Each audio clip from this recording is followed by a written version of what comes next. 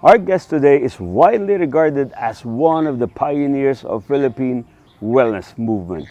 Long before wellness became a global trend, she was already advocating a more holistic approach to health, one that integrates nutrition, lifestyle, medicine, nature, hospitality, tourism, and community. She is the founder of the Nurture Wellness Village in Tagaytay, where we are right now. She's a founding president of the Spa Association of the Philippines, now the Wellness Tourism Association of the Philippines, and has pursued advanced studies and certifications in lifestyle, medicine, nutritional therapy, wellness, coaching, body, mind, medicine, and natural healing from leading institutions in the United Kingdom and the United States, including Harvard Medical School. Please join me in welcoming Cathy Brillantes-Turvill. Hi, Cathy. Thank you for having us here. Thank you very much, Andy, for having me. I am honored and I'm delighted. Thank you. Thank you. This is such a beautiful place. Thank you. Okay, let's begin with the biggest misconception, Cathy. When most Filipinos hear the word wellness, they immediately think of spas, massages, or maybe yoga. What does wellness really mean today? You know, Andy, you're absolutely right. 24 years ago, naging uso kasi ang Yes. massage. Massage. Tapos tinawag nila spa. Spa. All right. But actually, wellness is so much more. Through the years, kasi nasa 24 years na tayo ngayon, no? We started 24 years ago, and at that time, ang spa equals massage. But through the years, medyo it's important to see that spa is not equal to wellness. Yeah. All right? Massage is only one little aspect of wellness. Spa is only one little aspect of wellness. Napakadaming dimensions of wellness, no? So when we talk about wellness, we have a very important definition. What is wellness? No? Are you okay? Yeah. I share them. So what is wellness? It's really a journey. Okay, wellness is a journey where it involves its constant conscious pursuit of living life to its fullest potential by satisfying the needs of the body, the mind, and the soul. So there's so many connotations, so many meanings in that particular definition. So it means that wellness is all about the body, the mind, and the spirit. And there are 8 dimensions of wellness. Siyempre, andyan yung physical wellness. Yeah. Okay? Andyan yung social wellness. Okay. Andyan yung environmental wellness. Andyan yung spiritual wellness, occupational wellness, financial wellness, etc. So, when we talk about wellness, spa, massage is just one aspect of it, because massage is one of the traditional therapies to be healthy, at kaya naging almost equivalent siya to spa. But it's so much more talaga. Ang aesthetics is under wellness also? Well, you can say that's part of the beauty industry. Okay. Yeah, aesthetics part of the beauty industry. The wellness industry, in many ways, is separate, or they collaborate perhaps. Okay. But when we talk about wellness, when we talk about beauty, approach ng spa, approach ng wellness industries, it's beauty from the inside going out. So when you talk about real beauty, it's beauty from within, because you have a healthy body, so your healthy skin is not because of makeup lang, pero nag-glow ka because of health. Yun ang wellness. Why is everyone suddenly talking about wellness? It seems like wellness is no longer just a lifestyle choice. It has become a global movement. What actually changed? What happened over the past decade that made wellness one of the fastest growing industries, not only in the Philippines, but in the world? You know, if we look back more recently to the COVID pandemic, all right, it was a very difficult time, you might almost say. It was a huge challenge worldwide, but it became a blessing for the wellness industry. Why? Yeah. Because when people were stuck inside their homes, fearful, anxious about getting sick, right, they were asking questions, how do I get well? Questions like, or words like, immune boosting? Ano ba yung immune boosting? Ano ba yung vitamins? Ano ba yung nature? All of a sudden, this became questions which became very important. Because before that, before pandemic, remember, it was YOLO. You only live once. Sige, do everything. Bahala na, let's have fun. But after pandemic, things screeched to a halt. So people were now saying, I gotta be healthier. Kasi nakikita nila, people around them were dying, right? To say, what can I do to fight this, actively fight it? So that what happened was wellness became a huge draw. People started to become curious about wellness. In fact, the ADB in a study talked about the COVID epidemic was in many ways jump-started the wellness industry. Because from YOLO, it became, what can I do to fight this disease? So nakatulong, for some strange reason, nakatulong. So now, when you talk about the global wellness growth, right? You can, many years ago, Pilzer, the author Pilzer, John Pilzer said, it's going to be $1 trillion industry. Guess what, Andy? It's like a $6.8 trillion industry. And totoo yan, 6.8 trillion and growing. At the CAGR, really big, CAGR growth of 6.4, right? So what is that telling us, no? This is not just a fad. This is not just a trend. This is a movement. You use the word movement, no? Wherein people want to take charge of their health. And now are asking the questions, how, right? And it's a wonderful situation because Consciously. it's conscious, yeah. But kami in the wellness industry have to make sure that we make wellness affordable. We make it attractive. Kasi sometimes people think, wellness food, puro ano na lang yan. Yucky, lasang cardboard. Lasang cardboard or grass, kumakain ka ng damo. Di ba? That's Correct. Mag-isa ka lang doon, kumakain ka ng baon mo na puro gulay, tapos pinagtatawanan ka. Hindi. Wellness food is good.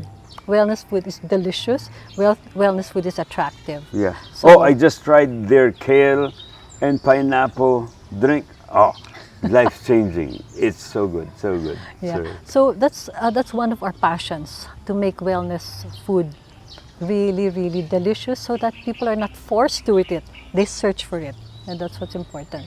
So what we're trying to do in the industry is to make wellness really popular, by not forcing people into it, but by encouraging people by their own volition to get into wellness. Because it's you can't force someone to be well. It has to be a personal decision. Yes. And that's what we're trying to do. And we have now developed the Filipino brand of wellness too. So that's very important. It's a Filipino brand of wellness. You're not trying to be Bali, you're not trying to be Indian, you're not trying to be Thai. This is homegrown Filipino, and I think we have a lot of massage like the hilot, which is homegrown. Absolutely.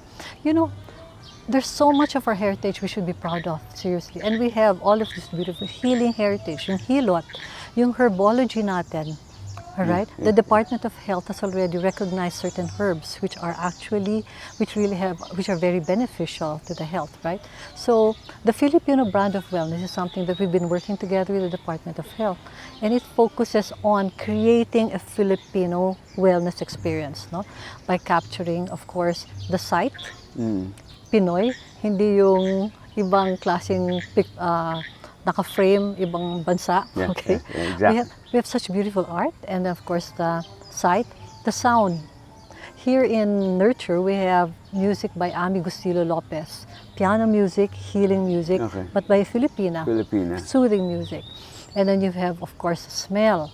We have amuin, aromatherapy. Amuin means to soothe, right? Yan, gawang Pinoy rin. And then, of course, you have taste. What we serve is actually yung tarragon from the garden, herbs, and of course, nothing beats the Filipino touch. Yung therapists namin are women from the barangay, but trained to the highest standards. Seryoso kami. They are trained for almost 2 months, and they have 50 hours of practice before they even touch the guest. So. Now that you mentioned about the massage training, you yourself is a certified therapist from UK? I'm licensed actually. Licensed, yes. It's important kasi for uh, um, somebody running a business to know the nuts and bolts of the business. And we actually put up spa school, Spa Professionals International Development Center, accredited by the UK. And we were Accredited by the teaching UK. global international standards here. Yeah. Okay, so this is Filipino style massage accredited by a UK standard, Okay. recognized. We actually have international global spa standards which are accredited internationally by UK and the US, but in the Philippines we have our own hilot which we have worked closely together with the Department of Tourism, so we have certain protocols. Okay. Cathy, what are the people really searching for?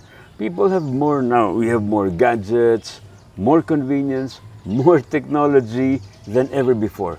Yet, stress, anxiety, burnout, and loneliness seem to be increasing. Mental health. Why do you think this is happening? You know, that is the irony of things now. You're connected but not connected. Yeah. Right? Remember, Andy, when we were small, or younger, Yeah. we had our friends from the neighborhood. Yes. We were not inside the room, right? Scrolling through our Facebook or We have whatever. real friends. We had real friends. We were jumping up and down, running around, right? But now, a lot of times, and this is so sad to see, and you see it sometimes in the restaurant, no? You have a family all together, and everybody's on their phones. On their phone, They're yeah. not really talking to each other. They only look up when it's time to eat, and then they get the food, but they're still scrolling and eating. Yeah. And that, of course, breeds loneliness. That breeds a sense of disconnection, because gadgets cannot take the place of real interaction, family interaction, social interaction. And that, of course, breeds a sense of loneliness, a sense of disconnection, which is, of course, an issue, a very sad issue, which is happening in our society today. But a lot of times, wellness places can be a very good place for you to reconnect, okay? Reconnect with yourself. Yourself first and First. foremost. Loneliness comes from the fact that you feel disconnected with yourself and you're disconnected with others. Because you can't connect with the first step, of course, always to connect with yourself. Like, who am I? Yeah. And gadgets will not take that place. So sometimes, you know, Andy, just going to a place surrounded by nature, Yes. just being still, Hearing the being quiet, and having space and time to think, what is really important to me and how can I achieve what I'm trying to achieve, right? That's really important. That's what wellness is all about as well. This is what you call ecotherapy. Nature, scientific evidence, nature heals you. yes. Studies have shown that when people are around places, their natural places, blood sugar, your blood sugar goes down, your blood pressure goes down, and that's what you call ecotherapy. In other countries, they even prescribe nature as a way to lower blood pressure. Yeah. They And have that's forced bathing. di Yeah, ba? forest bathing. Oh, that's really what wellness is all about. Wellness is not complicated. Yeah. It doesn't have to be complicated. You don't have to travel far and wide and spend so much. No. Wellness can be something as simple as, different dimensions of wellness. It's number one, taking that step to take care of yourself. Yeah. A lot of times we think, I am being selfish. I should take care of others. But you cannot take care of others unless you take care of yourself first. Di ba in the plane, they tell you to put your life vest first. You put your mask first before you help others. Yeah. You cannot help others kung empty ka eh. Correct. You can't pour water from an empty pitcher. Correct. So that's one of the things we'd like to debunk about wellness. That a lot, pasosyal ka. Yeah. Hindi eh. Wellness is really self-care. Okay. Self-care first, and then reaching out and being part of a social Community, your social tribe. community. Yeah. If someone wanted to become healthier, Yeah. where should they actually start or begin? Not with supplements, not with expensive memberships. What's the first step toward true wellness? The most important step is the decision. conscious decision. I want to be healthier. What happens is you move from an emotional reaction to a conscious decision. And there are many ways to do that. Number one, easy, move, Walk. mindset. Okay, first, one, I want to be healthier. Two, mindset. Kasi when we talk about wellness, body, mind, and spirit. So your mindset. I want to take care of myself. I'm going to be healthy. I'm going to choose to be healthy. So you move. So instead of, how to call that, using the remote, example lang, simple. Yeah, You stand get up. up. Yeah. Or else in sa office, you take the stairs. Yeah. Right? Yeah. In the morning, jumping jacks ka lang. Yeah. All right. And what happens is endorphins are released and you feel good. And after a while, you start thinking, this feels good and I'm going to do it again. I do it again. And of course, alongside with that is, wellness is a journey. Little steps muna. Okay. So, bawasan from 1.5 cups white rice. Gawin mo na 1 cup. Tapos if you wish, pwede mo rin i-change ng brown rice. Yung mga ganon. Use your eyes. Kung dating 2 cups of fried chicken or 1 of fried chicken, pwede mo lang bawasan. Tapos, dagdagan mo ng konting gulay. Yeah. Yes. So, very important, be conscious of the colors of the food in your plate, no? Kaysa brown and white lang, which was fried and white rice. Put green and orange and Dagdagan mo yellow. naman. And then, just little things like, kaibiganin mo yung suki mo, buy banana, buy papaya. Alam mo, simple, no? But you're taking little steps towards wellness.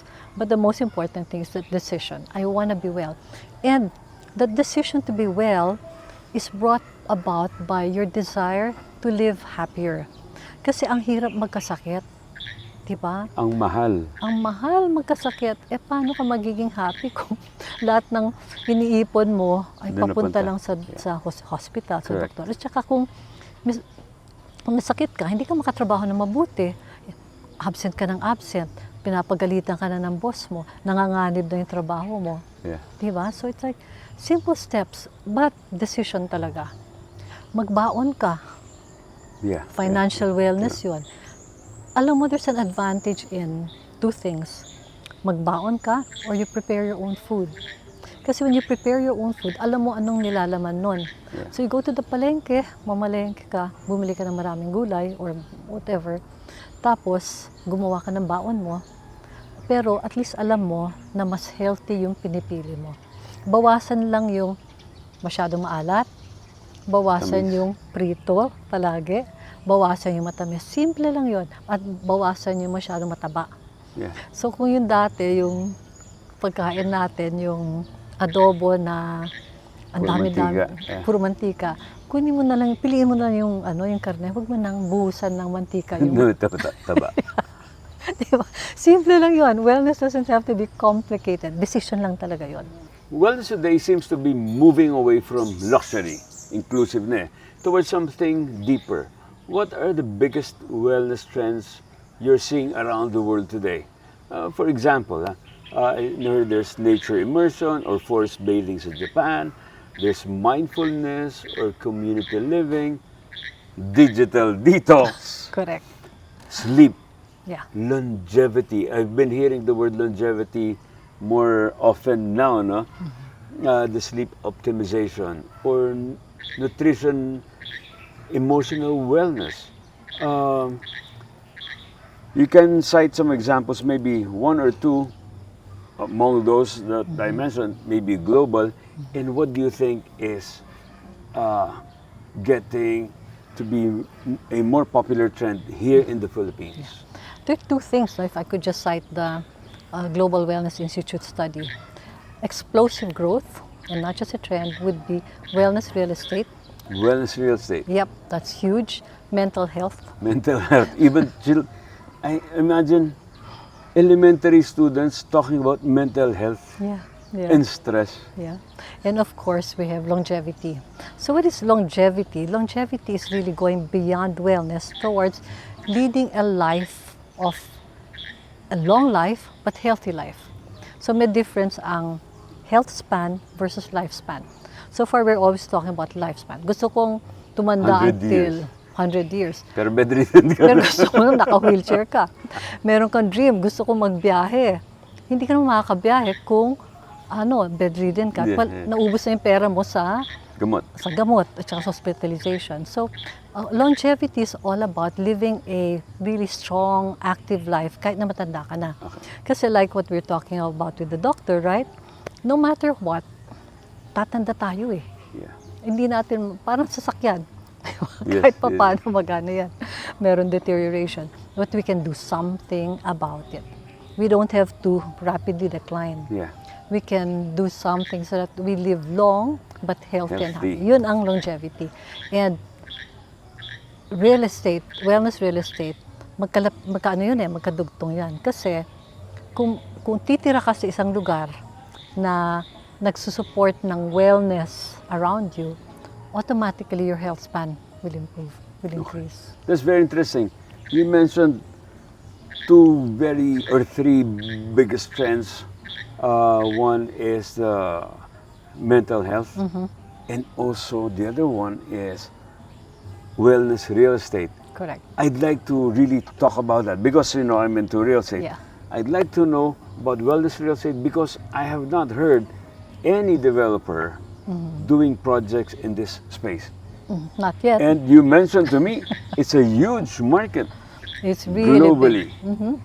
Global, they call it in the Global Wellness Institute report, it's explosive growth in wellness real estate. And that's very exciting. We can make that happen in the Philippines. In fact, Nurture is going that way.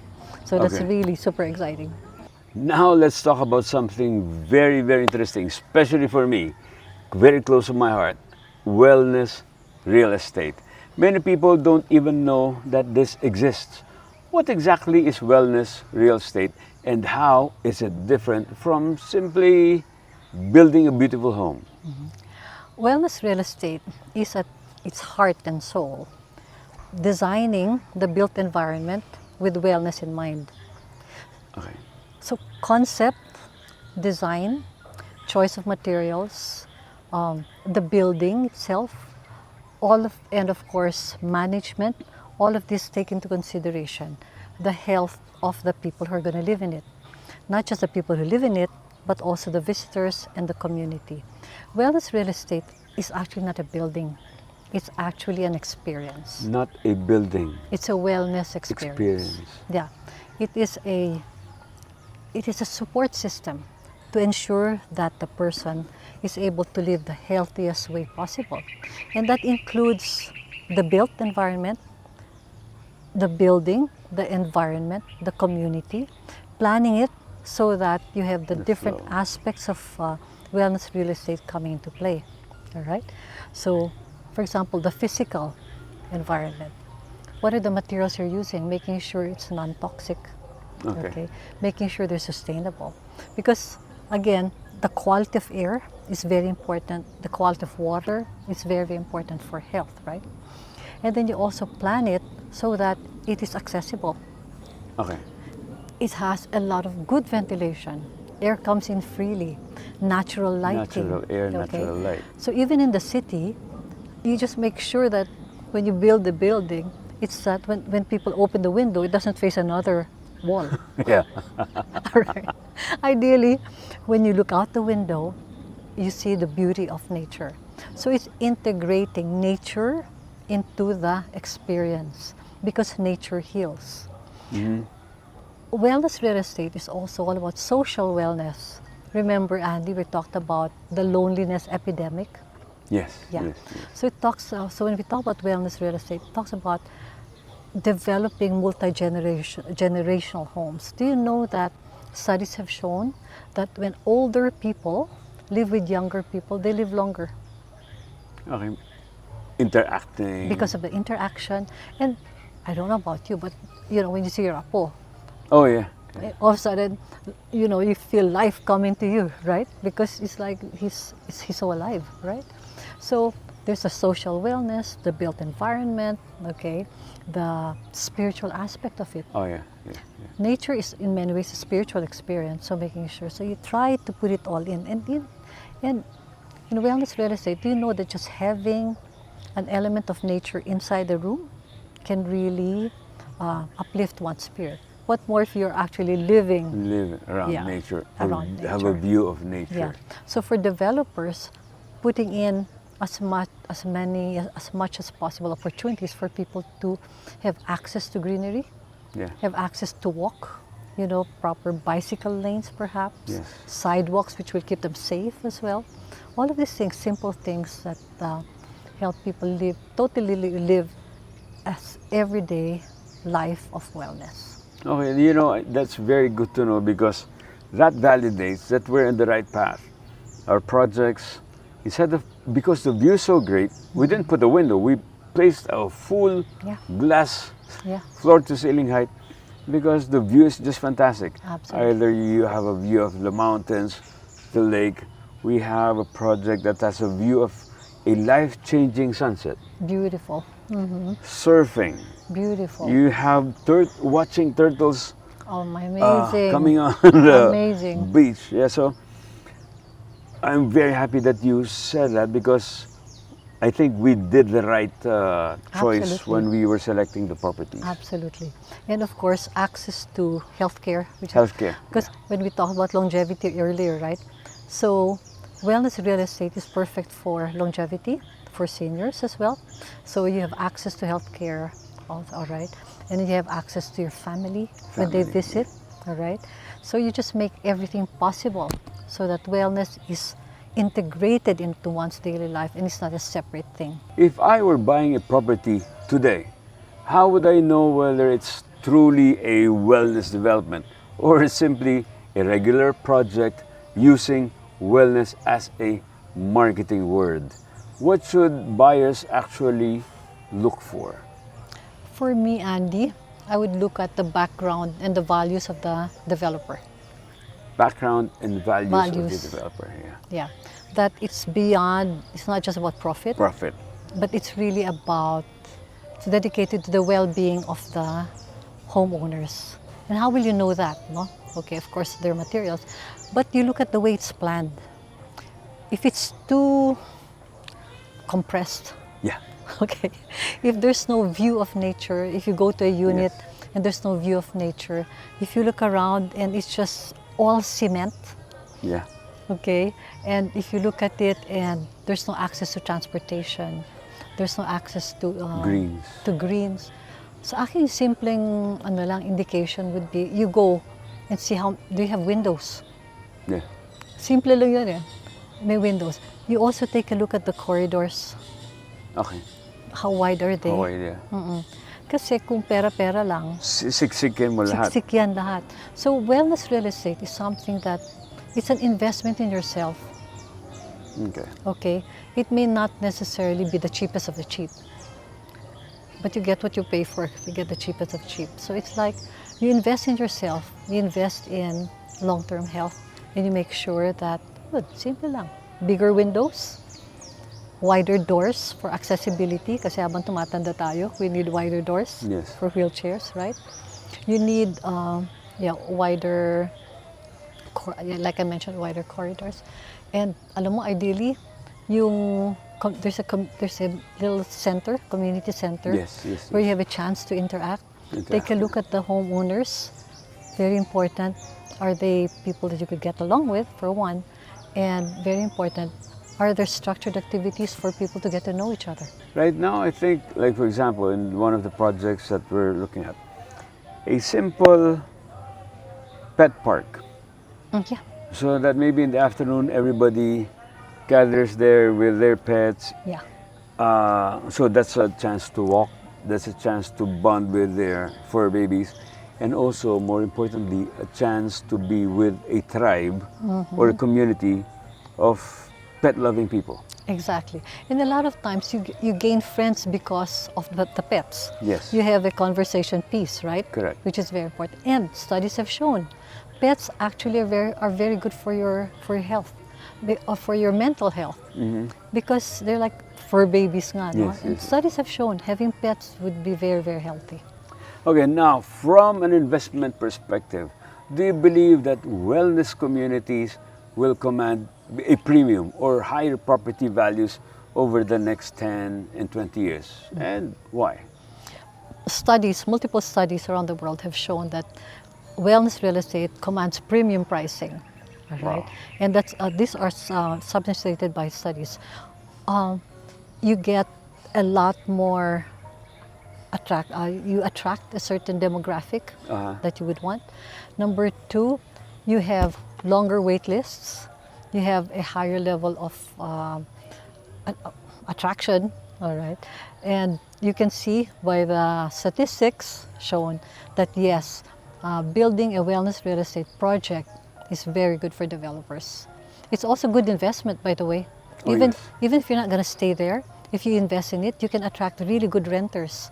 Oh yes. Yeah. Even if you do it on a short-term rentals, I think this one commands a higher price. Oh, absolutely. And of course, remember when you talk about wellness real estate, you're attracting the silver market as well. Yeah. And that's a huge market right now. And definitely, it would attract more business. Yeah, and I think at this point there's still that scarcity. Yes, yes. Scarcity, because even if you have all the money, it's difficult to have that kind of project in the city.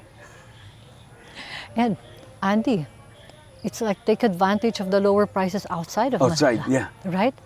I mean, South Luzon, South Luzon, yeah, here North, Cavite, yeah. North.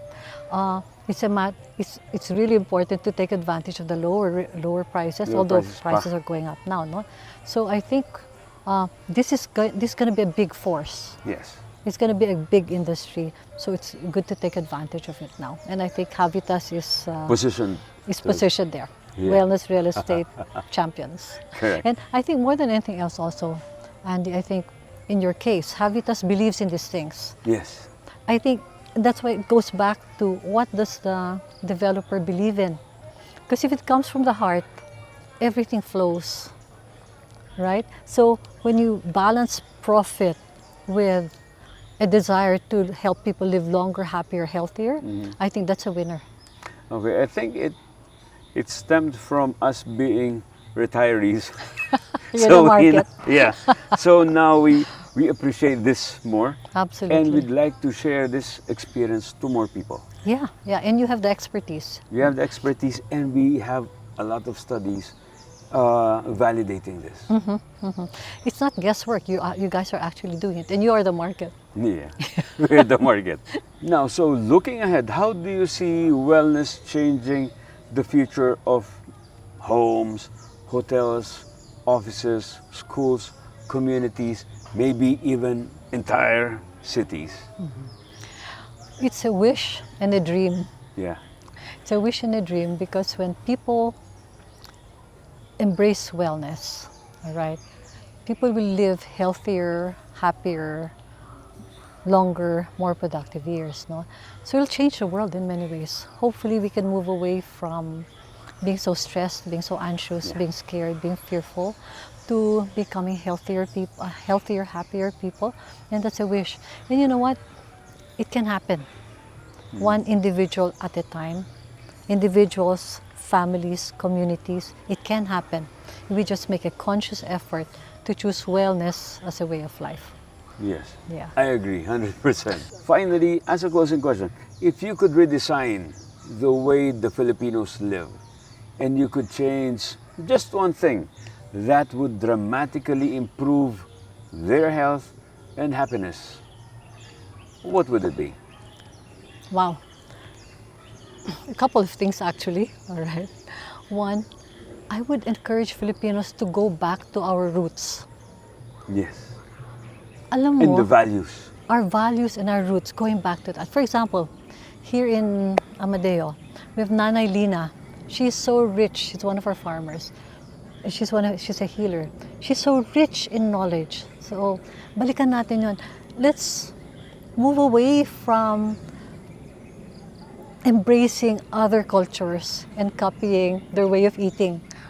Yeah. Right? Balikan natin yung gulay natin, etc., etc. Balikan natin yung sense of community. So what is one thing that we could change? Let's just change. Siguro yung simple lang, my only wish is change the way we eat. Bawasan natin yung fast foods. Yeah, bawasan natin yung fast foods. I don't know if the fast food companies will get upset. But seriously, if we could change that, and then more exercise and better food, and continue the social connections. But at the end of the day, going back to who the Filipino really is, our beautiful heritage, and sharing that with the world. Yeah, and I think when you said the way we eat, because earlier we were discussing the misconception of a lot of people about wellness food or healthy food is lasang cardboard or kumakain ka ng damo. But personally, I just discovered there are a lot of very good foods. Baka nga, in your menu, baka nga I might even overeat because it's really good. But I think what's good about this healthy food, even if you overeat, you're not eating a lot of fat, not sugar, not salt, but you're full. Siguro, Andy, yun.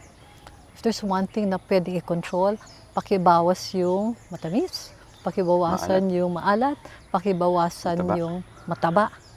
Laking bagay na yun. At saka increase yung exercise. And if I may share, I lost 19 pounds without depriving myself. No?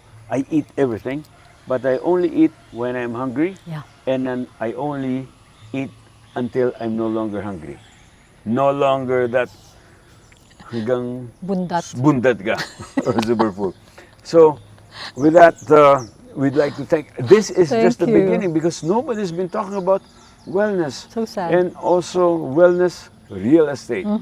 This is something that's going to be very exciting in our industry, in your industry, and let's monitor those two big exploding areas of wellness real estate and mental. Yeah.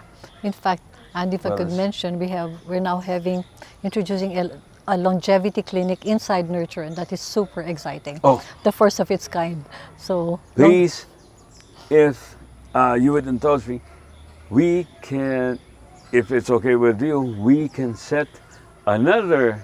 We promise you we will be bringing you another interview with another expert, with Cathy Turvill, to talk about longevity. Yeah, and that's so hot right now.